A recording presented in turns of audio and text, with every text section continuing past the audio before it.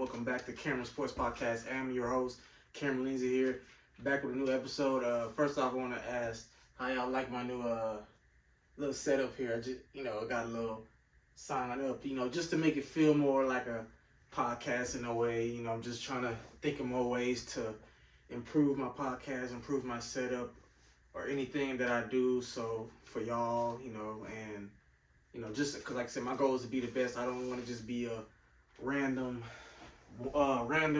I guess you could call it amateur, but like I said, I got baby steps I gotta take. So just thinking any ways to improve, and I like the light, makes it feel like, I got like this is my podcast, but it makes it feel good, So I hope y'all like it a little bit.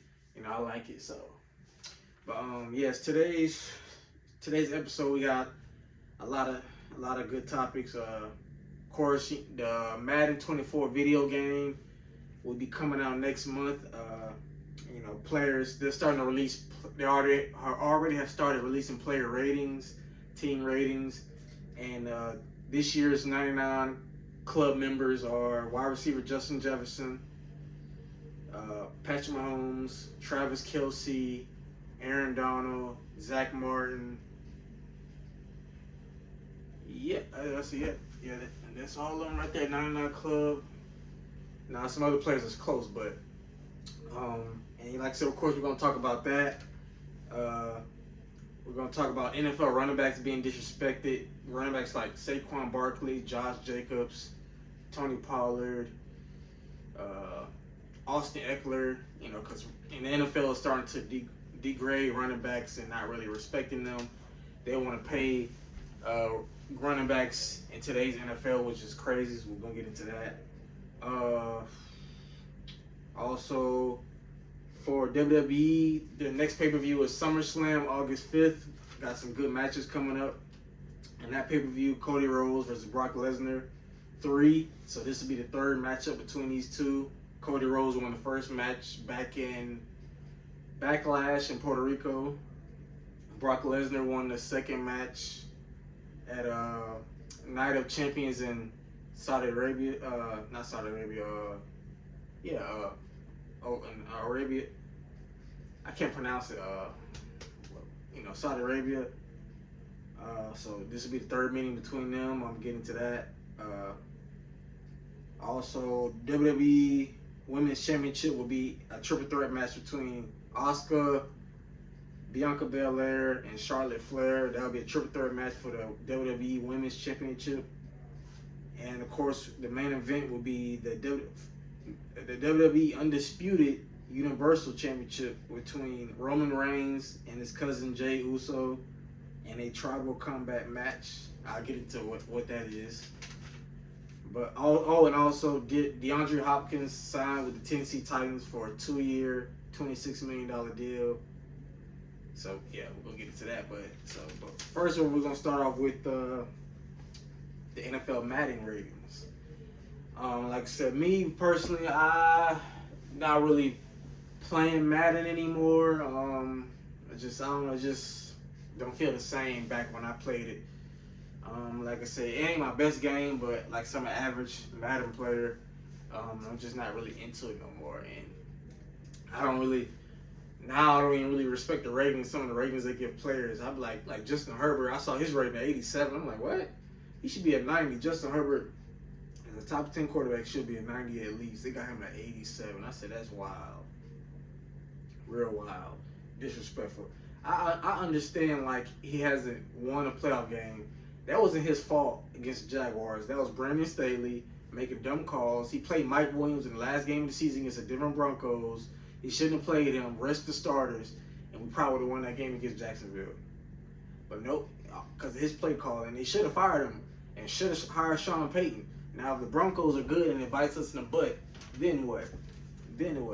Like, I feel like don't waste Justin Herbert's prime. Pay him. Don't waste his prime. We can contend for Super Bowls. We can be Super Bowl contenders. We can't just sit back. Don't get me wrong. I respect Patrick Mahomes and everything, but I'm tired of Chiefs winning. But yeah, but the ratings like that, I feel like they're disrespectful. But the 99 overall ratings, I feel like are well deserved with these players. No, Justin Jefferson, I was like 99. Yeah, I was like maybe one more year. I would have gave him like a 97, 98. I'm like not quite yet, because like I said, I think Devontae Adams is the best receiver still.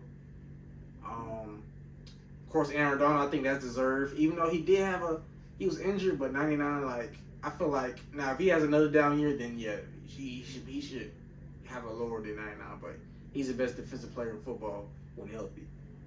And he broke the record for 7 straight. This is 7 straight years Aaron Donald has been a 99 overall in Madden, breaking Peyton Manning's record for 6 consecutive 99 overall ratings. So yeah, congratulations, Aaron Donald. Like I said, arguably gonna go down as one of probably the best defensive player of all time. At least in my generation, he is. Also got Zach Martin, 99. I think that's well deserved. Like I said, one of the best offensive linemen in football. So that's well deserved. Even though I don't like the Cowboys, but that's still well deserved. Travis Kelce, best tight end in football, arguably could go down as the best tight end in history, and that's with him and Gronk. So that's debatable, but that's deserved. Patrick Mahomes in 99, like I ain't surprised about that because he won MVP. So he's a 2-time NFL MVP, 2-time Super Bowl champion, and 2-time Super Bowl MVP. So I wasn't surprised about that. I knew that was going to happen. But yeah, like I said, let me know what y'all think about those ratings. Do you feel like every player deserves it? Patrick Mahomes, Travis Kelce, Aaron Donald, Zach Martin, and Justin Jefferson. Do you think all 5 deserve a 99 overall rating? Or who would you have gave a 99 overall rating to? Like I said, I don't think Justin Jeff deserves. I do think he deserves a 99. I'm just saying like maybe like I personally would give him like a 97, 98. You know, so like maybe one more year. Like I feel like you know what I'm saying, because he did have he has been balling. He had a real breakout year last year.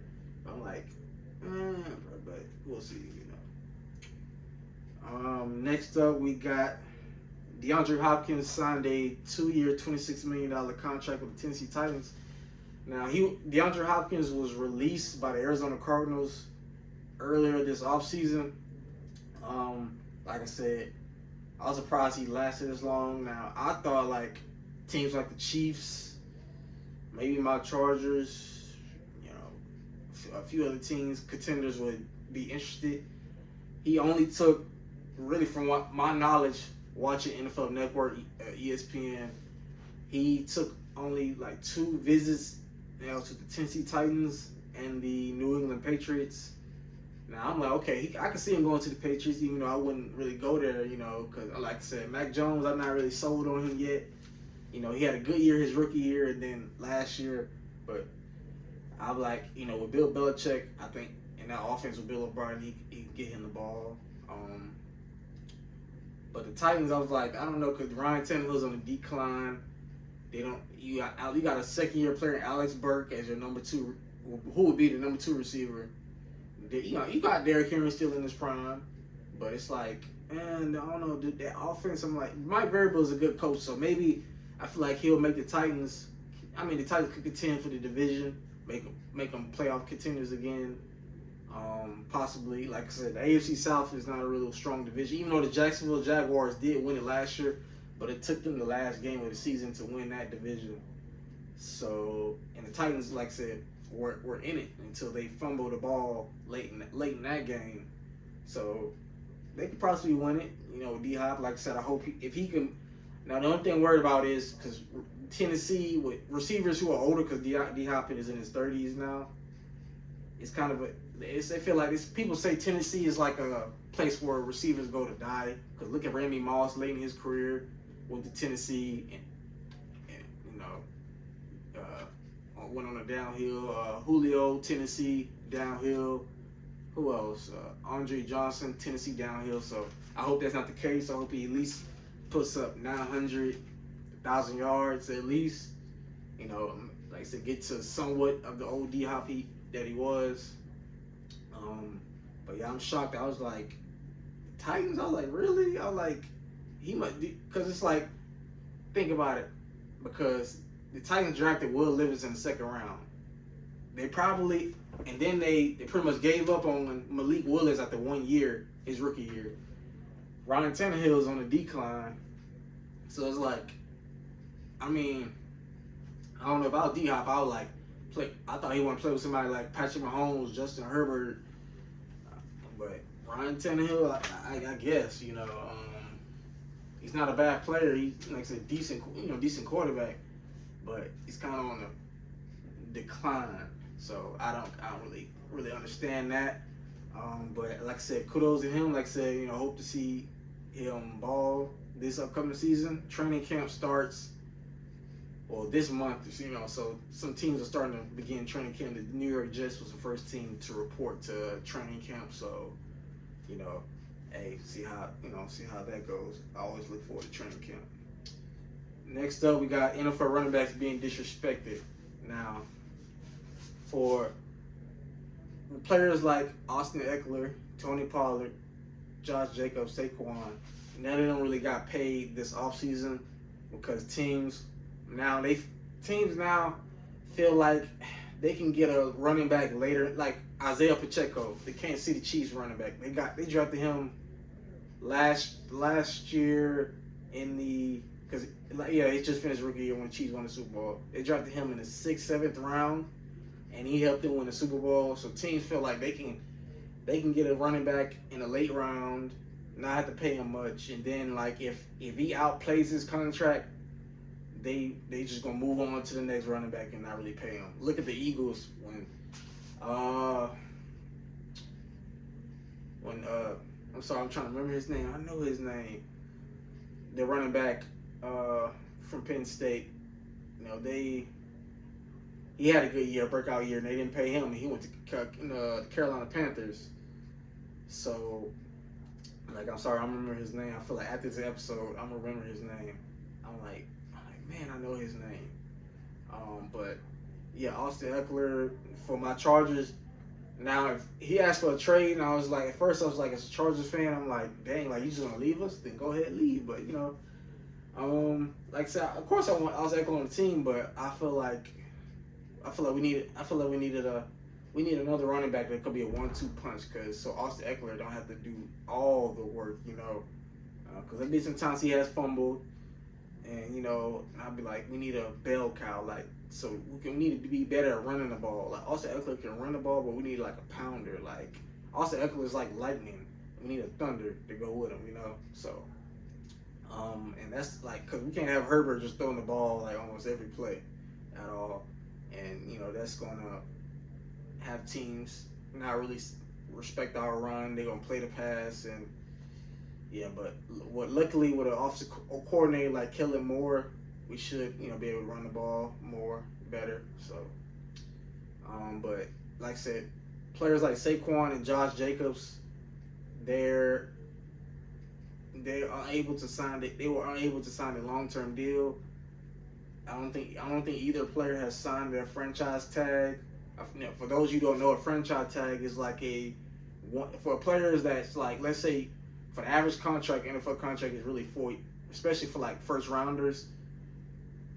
For some second rounders, like most players, first rounder, you have 4 years, a 4-year contract, really a 5-year if a team picks up your fifth year option. So it's like if you got a 4-year contract, they'll add another year, and so like boom, it'll be like a 1-year deal.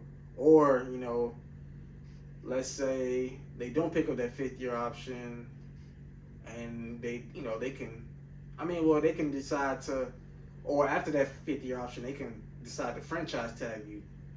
So that basically they're saying like if they franchise tag a player and another team wants to sign that player, they have to make a big trade for that player, like give up a lot just to get him. So that's kind of like insurance. Like, okay, if you want this guy, you're gonna have to give us a lot to get him.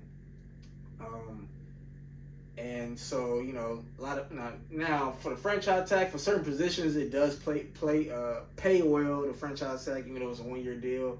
I know like Kirk Cousins, when he was with the Vikings, he kept signing franchise tag. He was getting paid a lot, so he know how to hustle and get his money.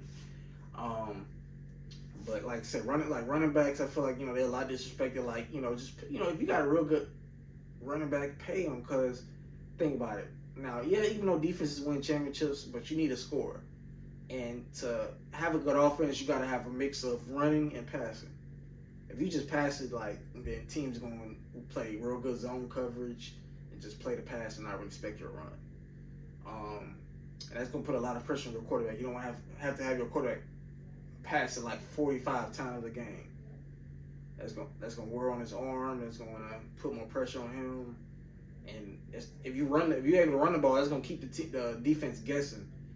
Teams not going to know to stack the box. Like the Titans last year, the Titans traded their best wide receiver AJ Brown to the Eagles, and even though Derrick Henry is arguably the best running back in football, the Titans had nothing else, no other weapons, so the teams just stacked the box against them. So now, like I said, that's why I feel like teams should pay, even though you can get a running back like Isaiah Pacheco out of Rutgers in the 6th, 7th round, if you get a good running back and he stays healthy and he can stay healthy, pay him. Cause it's good running backs don't come, real great running backs don't come often. So I'm telling you, pay. I feel like I'm not even really mad at players who hold out too much, cause it's they gotta take care of their families. You gotta fight. Fight for what you want. You putting your bodies on the line, especially I don't feel like teams don't understand. If a play, like I said, I play running back. And like I said, you're going through you're running through 300-pound linemen, putting your body on the line. So getting maybe 20 carries a game. So I feel like teams should respect that. Now the Giants decided to play Daniel Jones instead of Saquon Barkley. Now, in my opinion, I feel like they should have paid Saquon, but now before you say anything, I get it. If you got Daniel Jones had one good breakout season this year, but there's no guarantee. Can he do it again? Can he do it again in Brian DePaul's offense? I don't know. Like I said, I'm not really sold on him. But like I said, yeah, if you got a franchise guy, you want to believe in him. I understand the quarterback position is the most poor position in football. But Saquon is your best player. I feel like, now he does have some injury history. If he can stay healthy, I wouldn't pay him the absolute most, but pay him good money. Pay him good, decent money. Not boo-boo money. No. Don't pay him money where the kicker is making more than him or just as much as him. Come on now. And Josh Jacobs, he had a good year for the Las Vegas Raiders. Again, he's a good running back. Pay the man. Pay him. You could pay Jimmy Garoppolo. Jimmy Garoppolo's not better than Josh Jacobs either. Pay him. But teams gonna find out the hard way. So, and my charge for Austin Eckler. I would love to keep him, but I feel like he's probably gonna be gone after the team after this upcoming season, and we're probably gonna have to either get a running back in free agency or maybe draft one in the draft. I don't know. I had to see watching college football if there's any running backs that could be first rounders or second rounder that we can look at, So, but I feel like NFL running backs are real disrespected. I'll be watching ESPN, Colin Hayward, who I despise the most out of any journalist on TV, saying high school players shouldn't play running back, they should play receiver. What? Don't tell them what position they should play. If they want to play running back, they should. God gave them that gift to play that position, or if they can play another position, cool. If they can play receiver and running back, okay. But I don't know. I just don't like that. But I feel like running backs are being too much disrespected. They need to be respected way more. Like I said, so I hope players like Saquon, Josh Jacobs, Austin Eckler get paid, whether it's with their current team or another team, And Dalvin Cook, again, that's another player getting disrespected. When the Minnesota Vikings released him, I was like, what? I was like, he just had a good year. I'm he only 27. I'm that's young. That's still young. Players, it's teams give up on players as soon as they turn 27, 28. They give up on them. And it's at this point, it's almost what's the point? It's crazy. I ain't gonna. I hope my Chargers. I feel like we should get a look at Dalvin Cook. I feel like that'll be a good look. Dalvin Cook and Austin Eckler. Like, whether if it's a 1 year deal, I'll take it. Like, cause that'll be more weapons for our offense. So, but he might go to the Miami Dolphins because Dalvin Cook is from the South Florida area, I think. So, yeah, I think that'd be a good fit if he goes to Miami Dolphins. So, but yeah, let me know what y'all think about. Do I feel like the NFL running backs are being disrespected? Do you feel like teams should continue to find running backs later in the round, or are you okay with them drafting a running back in the first round? Like this past year's NFL draft, the Jahmyr Gibbs got drafted from Alabama by Detroit in the first round, and old buddy from Texas, the running back, got drafted by the Falcons in the first round. But yeah, like I said, I feel like the NFL running backs are getting way too disrespected today. In today's game, they're not respected like back in the day when Barry Sanders and Emmitt Smith. So that's what running backs was way respected. Like LaDainian Tomlinson, all of them boys. So yeah, it's crazy. But next up, we got WWE Summer Slam to talk about. Now, like I said again, WWE Summer Slam is a pay-per-view WWE has every summer around this time, like around August, early August, mid-August. And this year's SummerSlam pay-per-view will be in Detroit, at Ford Field inside the Detroit Lions Stadium. And already some good matches lined up. Like I said, a triple threat match for the WWE Women's Championship between Asuka, Bianca Belair, and Charlotte Flair. If you don't know what Charlotte Flair is, she's the daughter of Ric Flair. So any WWE fans who know who Ric Flair is, that's his daughter. Asuka is the champion, and Bianca Belair is the former champion. Now, for those you don't know, a triple threat match is between three people all at the same time in the ring. Now, like I said, the champion does not have to be pinned or submitted to lose their title. So if Bianca Belair pins or makes Charlotte Flair tap out, she's the champion.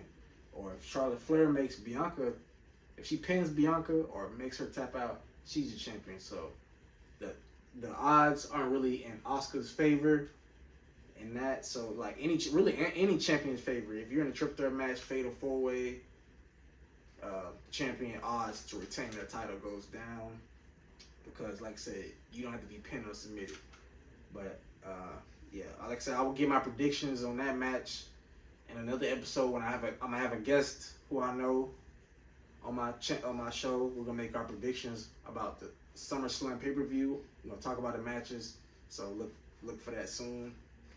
Next up, we have Seth Rollins versus Finn Balor for the World Heavyweight Championship. Now, like I said, this is a rematch from Money in the Bank. Also, really, this is a rematch from 7 years ago when they faced each other for the inaugural Universal Championship. Now, like I said, Seth Rollins defeated Finn Balor last month at Money in the Bank pay-per-view that was held in London, England. Now, like I said, of course, Finn has been attacking Seth, talking trash, and he demanded a rematch, and Seth accepted. So, I feel like this one will be real interesting because one, Damian Priest is the Money in the Bank contract holder. Finn Balor's probably going to be way more determined now to beat Seth. If Seth loses, how would I feel? I wouldn't be mad, but I feel like part of me feel like he should retain it, because I like having Seth Rollins as the World Heavyweight Champion. He brings prestige to that title, and it's good to have a world champion on Raw every week defending the title, even at house shows, the Raw pay-per-view, or if he goes to NXT or something, so. But yeah, and also we got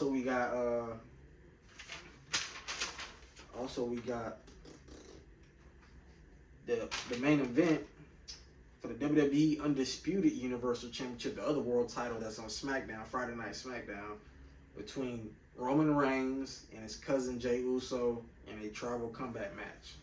Now, Tribal Combat match for them, like I said, I watched SmackDown yesterday on Friday. That, it's pretty much like a anything goes.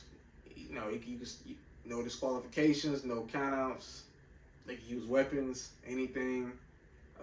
This is like I said, this is a Samoan family, so basically it's to see who's the top dog, like who is the best wrestler in the family right now. This is a Samoan family that has heritage from The Rock, Rikishi, Umaga, the Wild Samoans.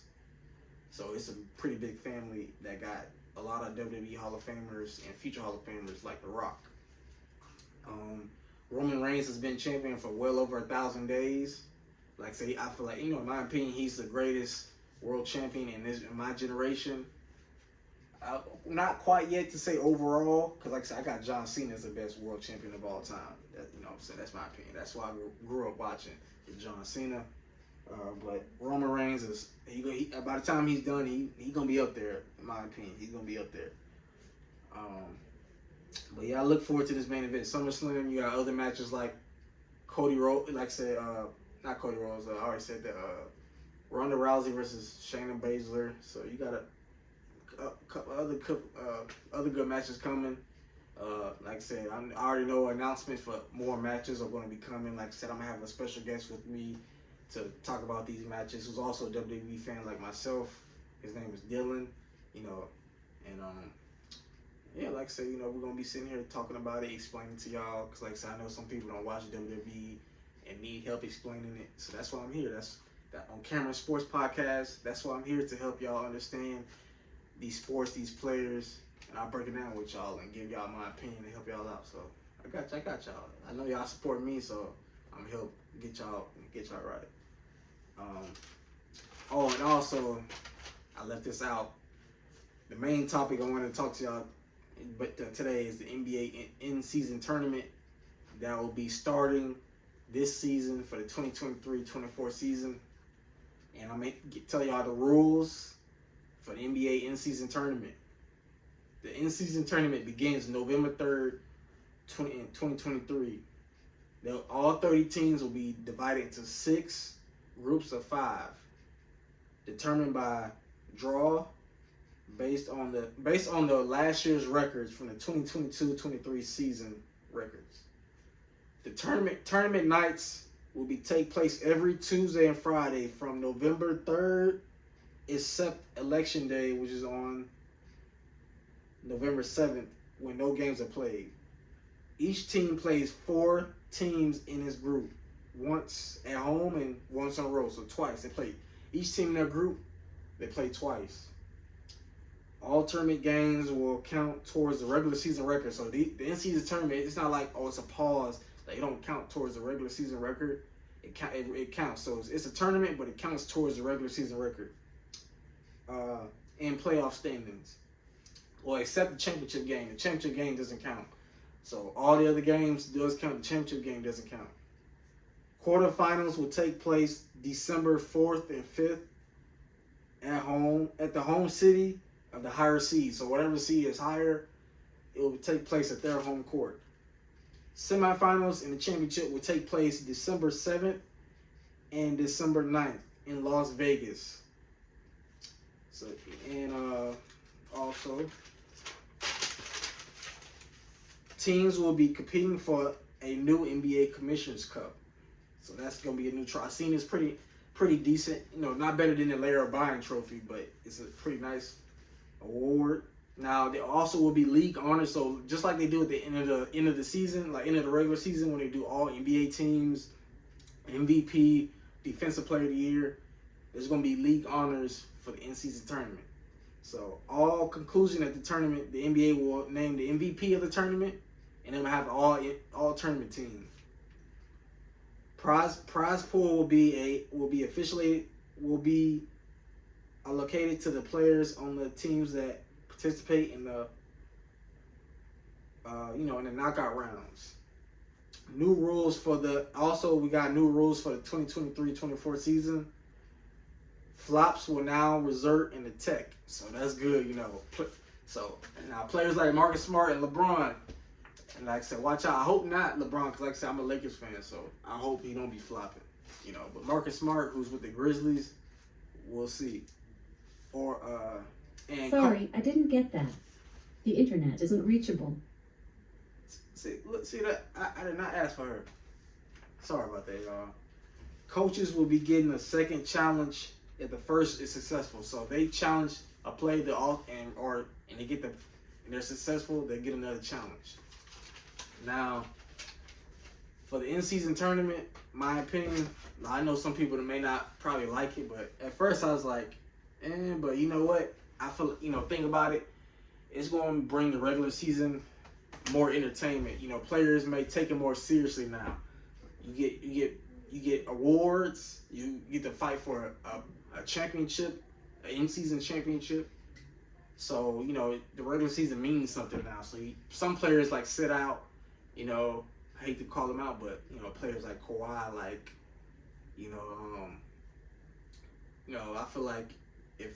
I feel like fans who may only get to go to an NBA game maybe once, twice a year may get to see players play more now. Like I said, because of the in-season tournament, because some players may not take it that seriously. Like, I feel like now some players more care about just playing like maybe 40, 50 games and then get to the playoffs. Now it's like, players may try to stay healthy more, take the regular season more seriously. And the in-season tournament can get teams ready for the NBA playoffs for the ultimate prize. The NBA Finals, the Larry O'Brien Trophy. So I think it's going to be pretty interesting now. Like I said, again, you can go on Instagram or online and look up the rules. Like I said, I just explained the rules. The teams have been set. And yeah, the NCAA tournament begins November 3rd. So, like I said, I look forward to it. It's going to be pretty interesting. Like I said, make the regular season mean something more. The WNBA already does it as their in-season tournament for the WNBA Commissioner's Cup. So the NBA Commissioner's Cup should be pretty good also. But yeah, I would like to say I hope y'all enjoy the in-season tournament.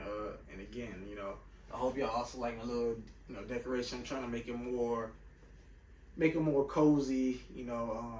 Like I said, I got a new chair.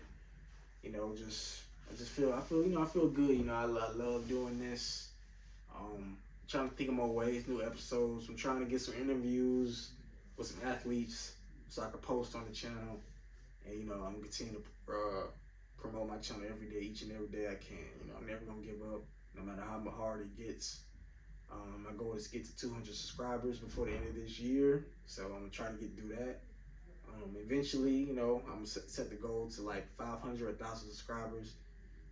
But bear with me. Like I said, I'm gonna get a Mac. Once I get a MacBook and a camera, I can take it to another level. But I appreciate each and every one of y'all. Tell a friend, tell your wife, your husband, kids, cousins, nephews, niece. Subscribe to the channel. You won't regret it.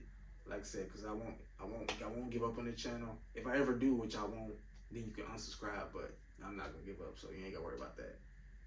But yeah, like I said, my goal is to be a professional journalist / analyst for companies like ESPN, Fox Sports, WWE, MLB, or NHL, NBA, college football, any of them big, really NFL the most, but any big company, and I graduate next year in May from Columbia State University, so I'm getting there, but I don't expect the opportunity to just come my way right away, even after I graduate next year in May, so.